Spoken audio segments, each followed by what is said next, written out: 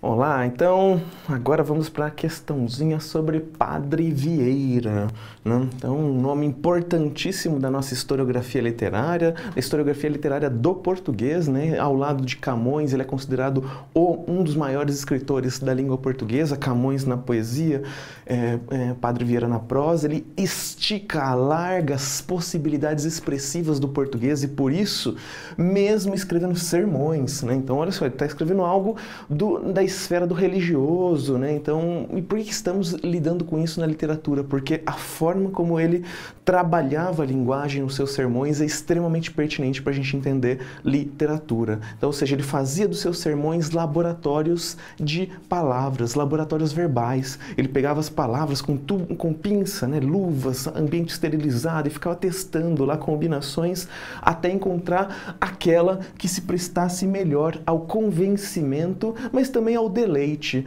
né? Algo que não é tantas vezes reconhecido por ele na sua escrita, mas que a gente percebe como até um traço retórico, né? Então ele é um texto que é agradável, é interessante porque ele é sedutor, mas ao mesmo tempo ele diz que ele não está fazendo nada disso, né? Então, ou seja, dentro do argumento retórico que vigorava na época as pessoas se preocupavam muito em conhecer os dispositivos formais da retórica e tentar então construir textos que dialogassem com esse saber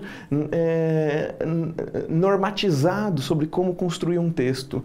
E o Padre Vieira era excepcional nisso. Então, ele cria um texto que é muito sedutor, que visa o deleite, mas sem falar sobre esse deleite, sem assumir que esse é um dos propósitos do seu texto, e ao mesmo tempo ele cria um texto sempre com o intuito de convencer.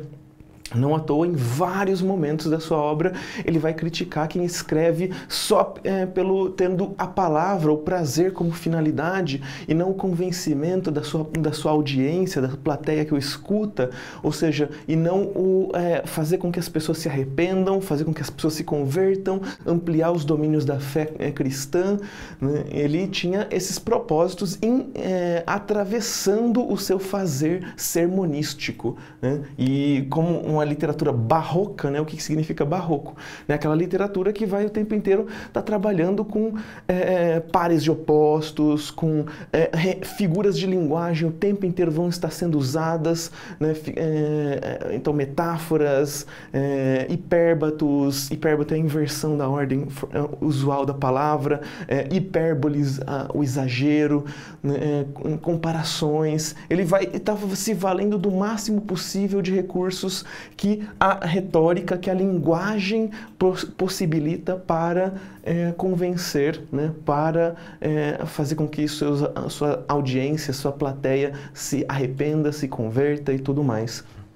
Então, uma figura excepcional. Ele também teve muita atividade na política, né, como diplomata, como conselheiro real e tudo mais. Então, a atividade dele não se limitou especificamente a estar dentro da igreja escrevendo sermões. Não, ele veio para o Brasil, ele viajou a Europa inteira como diplomata, como em missões para tratar de assuntos caros ao governo, à nação portuguesa. Então, várias coisas. Bom, vamos ler então a questãozinha aqui para ver o que estão querendo de nós com relação a esse trecho, né?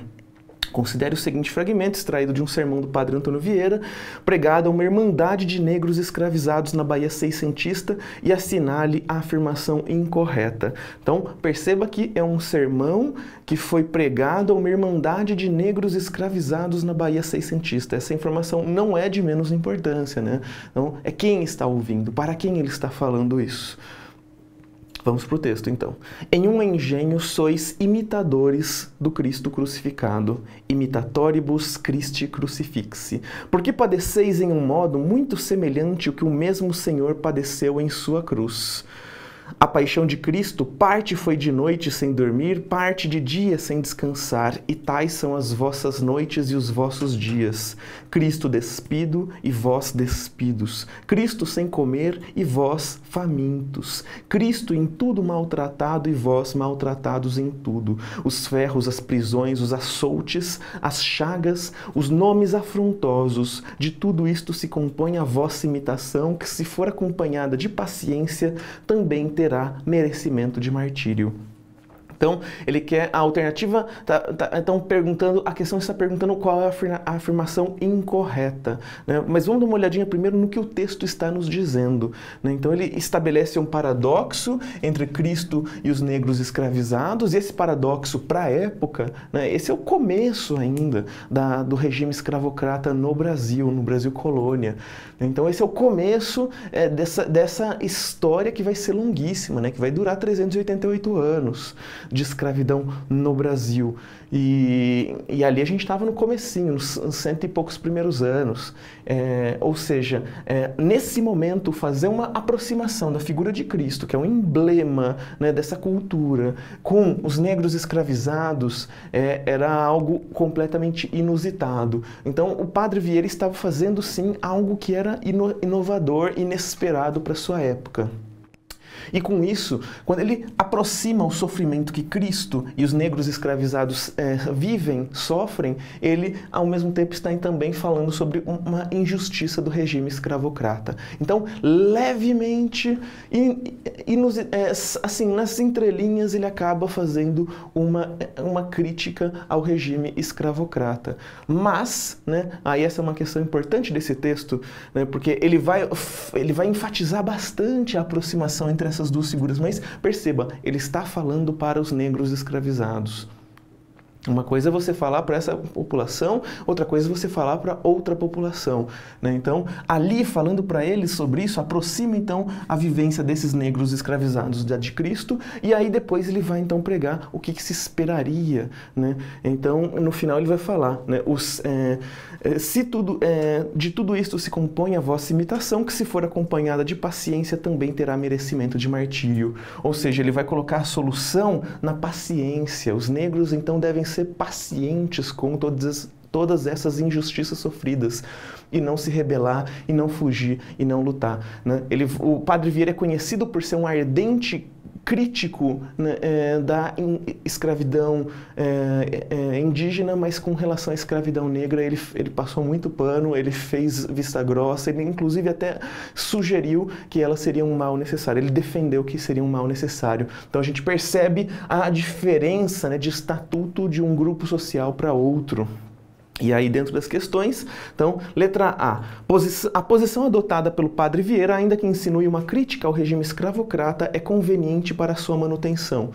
Sim, né, porque está pregando a paciência dessa população toda sofredora, né? Não está propondo que eles se rebelem, não está propondo, não está individuando, inclusive, de quem é a culpa, não está colocando, está falando que o regime é injusto de forma velada, sem nomear, sem falar disso abertamente, né?